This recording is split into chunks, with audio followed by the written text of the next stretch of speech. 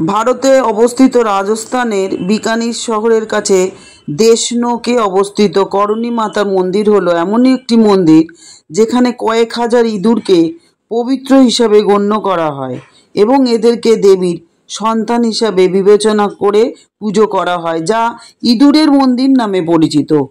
বন্ধুরা, সবাই কেমন আছেন? আশা করি ভালো আছেন। সবে সবে গণেশ পুজো গেল, তো আজকে আমি গণেশেরই বাহন ইঁদুরের মন্দিরের একটা ভিডিও নিয়ে চলে এলাম। আশা করি খুব ভালো লাগবে, স্কিপ করবেন না, ভালো লাগবে আপনাদের। এই কোথায় এই মন্দিরটা, মন্দিরে কি কি আছে এর বিস্তারিত আমি ভিডিওতে আলোচনা করব। বন্ধুরা সাথে থাকুন, উৎসাহ দিতে থাকুন। আর বলবো প্রতিদিনের মতো নতুন হয়ে থাকলে অবশ্যই চ্যানেলটা সাবস্ক্রিপশন করে পাশে থাকুন, সকলের সাথে শেয়ার এবং লাইক করতে ভুলবেন না। আর বলবো অবশ্যই পাশে থেকে একটু উৎসাহ দিন, কারণ উৎসাহটা কাজের জন্য খুবই দরকার। রাজস্থানে অবস্থিত এই মন্দির হচ্ছে ইঁদুরের মন্দির হিসাবে বিখ্যাত। এটা করণী মাতার মন্দির। এই মন্দিরের ইঁদুরগুলো কারার নামে পরিচিত এবং এদের জন্য নিবেদিত খাবার প্রসাদ হিসাবে গ্রহণ করা হয়। মন্দিরের ইঁদুরগুলোকে অত্যন্ত যত্ন সহকারে এখানে পালন করা হয়। তাহলে এবার বিস্তারিত একটু জানি আমরা এই মন্দিরের সম্বন্ধে, কেন এটা ইঁদুরের মন্দির। করণী মাতার মন্দির হচ্ছে রাজস্থানে বিকানিরের, সেখান থেকে প্রায় 30 কিলোমিটার দূরে দেশনোক। আর এই দেশনোকেই রয়েছে দেবী করণী এবং তার 25-30 হাজার সন্তান ইঁদুরদের মন্দির। আর দেবী করণীর মন্দিরের বিশেষত্ব এই ইঁদুররাই। চতুর্দশ শতকে হিন্দু সন্ন্যাসিনী করণী বা করণা বা কারণী, তিনটি নামই ওখানে প্রচলিত। এই মাতা তার অনুগামীদের কাছে পূজিত হতেন দুর্গার অবতার হিসাবে, অর্থাৎ মা করণী হচ্ছে মা দুর্গারই রূপ। যোধপুর ও বিকানেরের রাজ পরিবারও তার প্রভাব ছিল অসীম। এই রাজ পরিবারের কাছে তিনি ছিলেন দেবী স্বরূপ। সন্ন্যাসিনী করণী জীবদ্দশাতেই কিন্তু কিংবদন্তি হয়েছিলেন এবং এই দেবীত্ব অর্জন করেছিলেন মানুষের কাছ থেকে।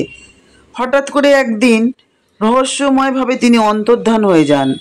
কারো কারো মতে গুম করে খুন হন তিনি, কারণ দুই রাজ পরিবারে তার বিশাল প্রভাব ছিল।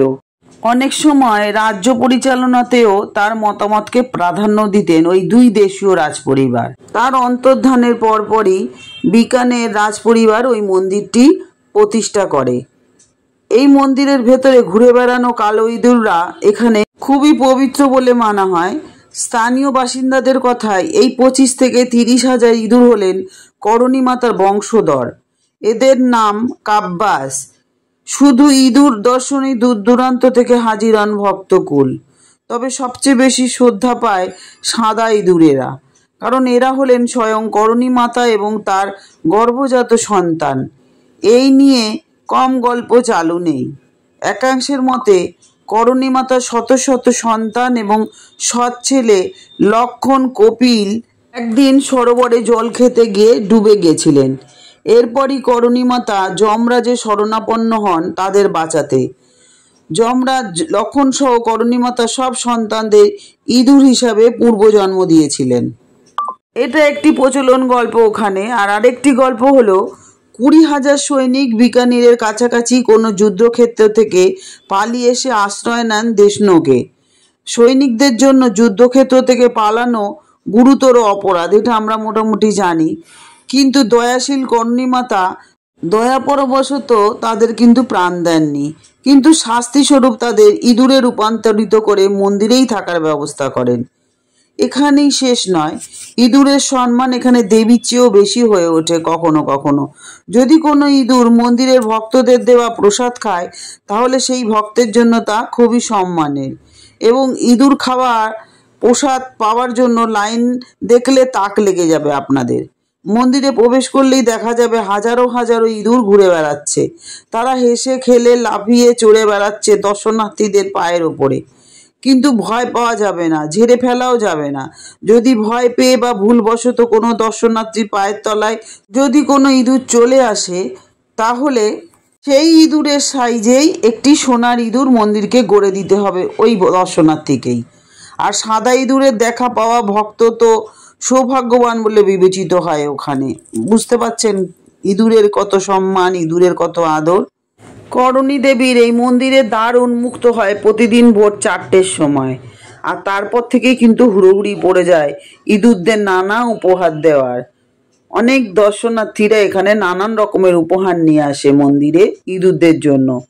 নবরাত্রিতে লক্ষ লক্ষ দর্শনার্থী পায়ে হেঁটে আসেন এই মন্দিরে।